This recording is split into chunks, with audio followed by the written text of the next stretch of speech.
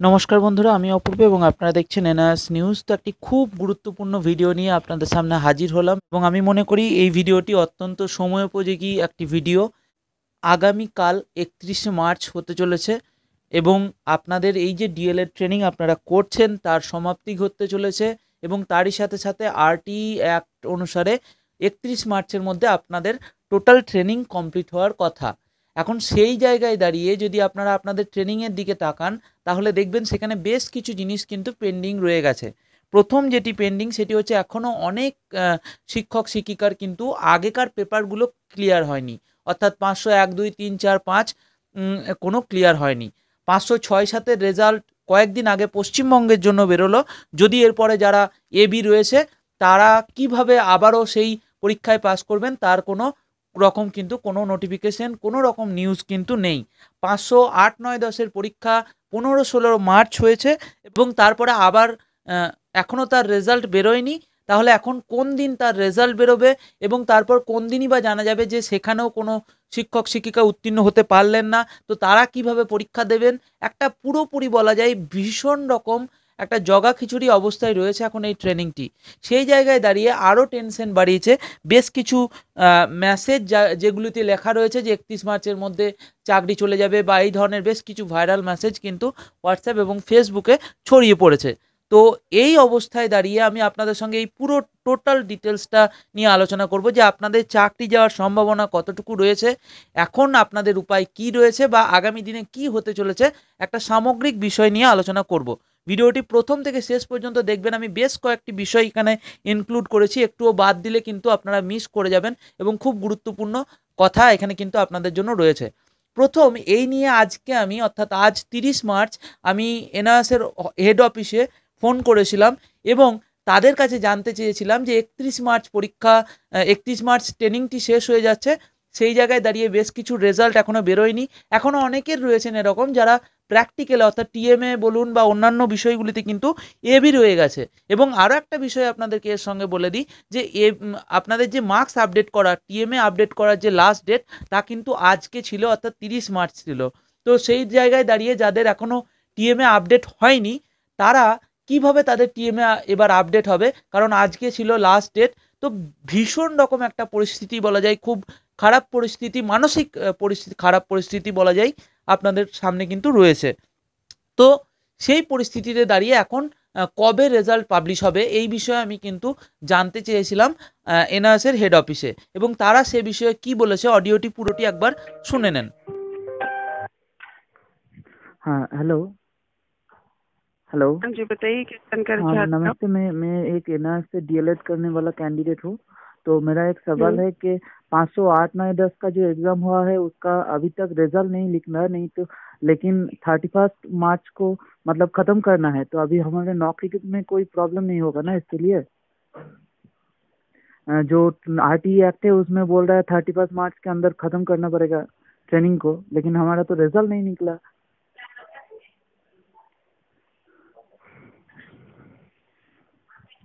Hello, मतलब क्या कह रहे हो आप? समझ में नहीं मैं आया। बोल रहा हूँ आरटीई एक्ट के अनुसार 31 मार्च को मेरा ट्रेनिंग खत्म करना पड़ेगा, नहीं तो मैं किसी भी स्कूल में पढ़ाने के लायक नहीं रहूंगा।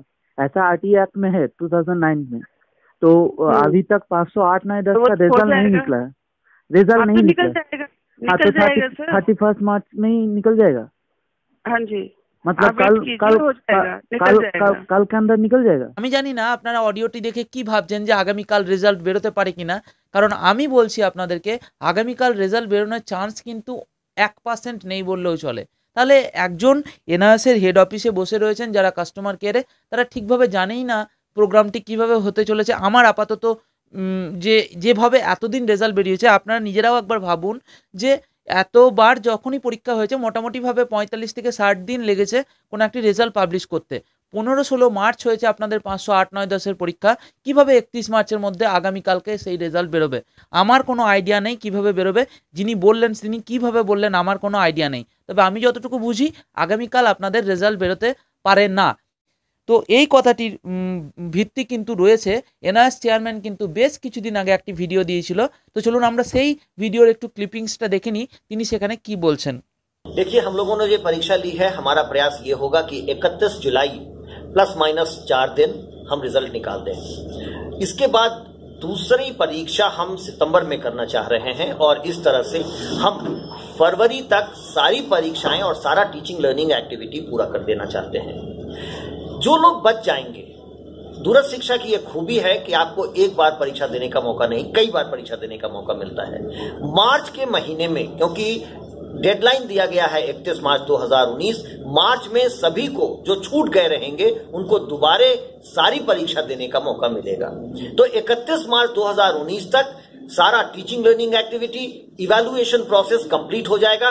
रिजल्ट हम चाहे बाद में निकालें, क्योंकि संसद ने ऐसा पास किया है कि 31 मार्च 2019 तक ये पूरा होना चाहिए, नहीं तो वैध नहीं होगा। এখানে তিনি দুটো বিষয় বললেন, আপনারা ভিডিওটি ভালো করে শুনেছেন নিশ্চয়ই, দরকার পড়লে আবারও ব্যাক গিয়ে সেটি শুনুন। দুটি বিষয় কিন্তু খুব গুরুত্বপূর্ণ কথা তিনি বলেছিলেন ফেব্রুয়ারির মধ্যে টোটাল কমপ্লিট হবে ট্রেনিং এবং তারপর পরীক্ষাগুলোও কমপ্লিট হয়ে যাবে এবং মার্চে গিয়ে আবারও পুরো পরীক্ষা নেওয়া হবে, কিন্তু সেটা কিন্তু হয়নি। আপনারা দেখেছিলেন প্রথমে, আপনারা নিশ্চয়ই মনে করতে পারছেন ফেব্রুয়ারির দিকে প্রথম 508, 9, 10 এক্সাম হওয়ার কথা ছিল, পরবর্তীকালে সেটিকে পিছিয়ে মার্চ করা হয়, কিন্তু সেখানে গিয়ে দেখা যায় যে 508, 9, 10 আর রি এক্সাম নেওয়ার সময় কিন্তু নেই। অন্যদিকে 506, 17 যেহেতু একটা প্রশ্ন ফাঁস সংক্রান্ত মামলা ছিল, সেখানে সেটিও পিছিয়ে গিয়েছে এবং তারও রি এক্সাম কিন্তু আর হওয়ার কিন্তু কোনো রকম সুযোগ 31 মার্চের মধ্যে নেই। তাহলে এই একটা বিষয় গেল যে উনি যেটা বলেছেন সেই শিডিউল অনুসারে কিন্তু ওনারা পিছিয়ে রয়েছেন, অর্থাৎ 508, 9, 10 রি এক্সাম কিন্তু ওনারা নিতে পারেননি, এটা বলা যায়। এটা গেল প্রথম বিষয়। এবং দ্বিতীয় বিষয় তিনি কিন্তু বলেছেন, ভালো করে নিশ্চয়ই লক্ষ্য করছেন শেষ দিকে, যে রেজাল্ট চাহে বাদ মে নিকলে, অর্থাৎ আপনাদের পরীক্ষা, আপনাদের ট্রেনিং সকল কমপ্লিট হয়ে যাওয়ার কথা। আমার মনে হচ্ছে আপনাদের যে ট্রেনিংটা অন্ততপক্ষে একবার করে প্রত্যেকটা বিষয়ের পরীক্ষা এবং ট্রেনিং এসবিএ, ডাব্লিউবিএ যেগুলো রয়েছে সামগ্রিক বিষয়গুলো কিন্তু ট্রেনিংয়ের যেসব বিষয়গুলো রয়েছে সব কিছু কিন্তু কমপ্লিট হয়ে গেছে। তো এনআরএসের টার্গেট এখন ওইভাবেই চলছে যে টোটাল প্রোগ্রামটা কমপ্লিট হয়ে গেছে, রেজাল্ট এবার বেরোবে পরের দিকে এবং আমার হিসেবে মে মাসের দিকে হয়তো আপনাদের 508, 9, 10 রেজাল্ট বেরোতে চলেছে। তো এই সামগ্রিক বিষয়ে দাঁড়িয়ে এখন তাহলে কি হতে চলেছে, 31 মার্চের পর কি আপনাদের চাকরি চলে যেতে চলেছে? সেই জায়গায় দাঁড়িয়ে আমি আবারও আরেকটি ভিডিও আপনাদের একটি ক্লিপিংস দেখাবো। এটা যখন প্রোগ্রাম শুরু হয়েছিল সেই সময়ের ভিডিও। তো চলুন, আপনারা হয়তো দেখেছেন, তো একবার বিষয়টিকে দেখে নেন। आपको पता है 2002 में हमारे संविधान में ये संशोधन किया गया था और शिक्षा का अधिकार को मूल अधिकार के तौर पर समाहित किया गया था। 2009 में right to free and compulsory education act pass हुआ और इस एक्ट के आधार पर कोई भी ऐसा शिक्षक जो प्राथमिक विद्यालय में पढ़ा रहा है अप्रशिक्षित नहीं हो सकता है। लेकिन हम इस काम को पूरा नहीं कर पाए 2009 से 15 तक। अब सरकार ने संशोधन किया है और ये मौका एक बार फिर से शिक्षकों को दिया है कि आप अपना प्रशिक्षण 2019 31 मार्च तक पूरा कर सकते हैं।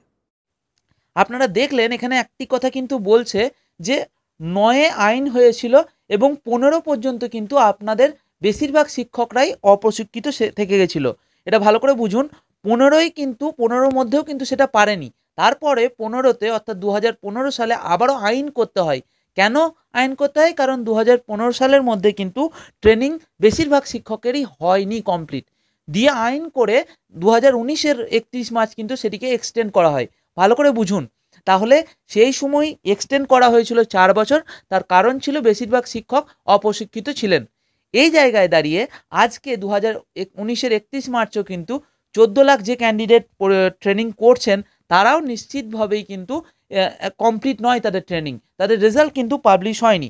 তাহলে নিশ্চিতভাবেই 14 লাখ শিক্ষকের ভবিষ্যৎ কিন্তু নিয়ে কোনো সরকারি ছিনিমিনি খেলার সাহস দেখাবে না। এখন ভোটের সময় কোনোভাবেই তো সম্ভব নয় 14 লাখ শিক্ষককে। এটাও ভাবুন একটা বাস্তব দিকে, আজকে 14 লাখ শিক্ষকের চাকরি চলে গেল, একটা পুরো দেশে বলা যায় হাহাকার তৈরি হয়ে যাবে। স্কুলে শিক্ষক কোথায় পাবে? 14 লাখ শিক্ষক নিয়োগ করা কি সম্ভব নতুন করে? এটা নিশ্চয়ই আপনারা বুঝতে পারছেন। তাই এই অবাস্তব ধারণা আপনাদের মন থেকে মুছে ফেলা উচিত যে আপনাদের চাকরি চলে যাবে। চাকরি আপনাদের যাবে না, চাকরি যাওয়া অত সহজ নয়। আমি যেটা বুঝতে পারছি, যদিও এটা অফিসিয়ালি কথা নয়, যে আপনাদের যেমন 2015 সালে আইন করে ডেট বাড়ানো হয়েছিল, খুব তাড়াতাড়ি হয়তো সেই ধরনের আবার একটা আইন হবে যেখানে আপনাদের যেহেতু ট্রেনিং কমপ্লিট হয়নি সেই সংক্রান্ত আবারও আপনাদের ডেট বাড়ানো হবে বলে আমি মনে করি, এবং এটা আমার দৃঢ় বিশ্বাস যে আপনাদের কিন্তু আবারও এই ডেট বাড়তে চলেছে। এর সঙ্গে আমি আরও একটি বিষয় ইনক্লুড করে দেবো আপনাদের, যে এখনও অনেক শিক্ষক রয়েছেন যারা হয়তো এই ট্রেনিংয়েই ভর্তি হতে পারেননি।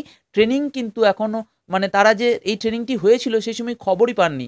তো সেই জায়গায় দাঁড়িয়ে এরকম কিন্তু প্রচুর শিক্ষক রয়েছেন, আমাদের পশ্চিমবঙ্গেও রয়েছেন, যারা এখনও কিন্তু তারা আনট্রেন্ড রয়েছেন। তো সেই জায়গায় দাঁড়িয়ে তাদেরও কিন্তু চাকরির যাওয়ার কিন্তু সম্ভাবনা তাদের সবথেকে বেশি। আমার যেটা ধারণা, আপনাদের সময় আবারও বাড়বে, এক্সটেন্ড হবে। চাকরি যাওয়া নিয়ে কোনো রকম চিন্তা করবেন না। যাদের বিভিন্ন বিষয়ে এবি রয়েছে তারাও নিশ্চিতভাবেই কোনো চিন্তা করার দরকার নেই। নিশ্চিতভাবেই আবারও এক্সাম হবে 500, 8, 9, 10-এর আগামী দিনে। সেই নিয়ে নিশ্চয়ই আবারও ডেট আপনাদের বাড়ানো হবে, কিন্তু চাকরি যাওয়ার কোনো প্রশ্ন নেই। আমি বারবার আপনাদেরকে বলছি, এই চিন্তাটা আপনারা মাথা থেকে মুছে ফেলতে পারেন।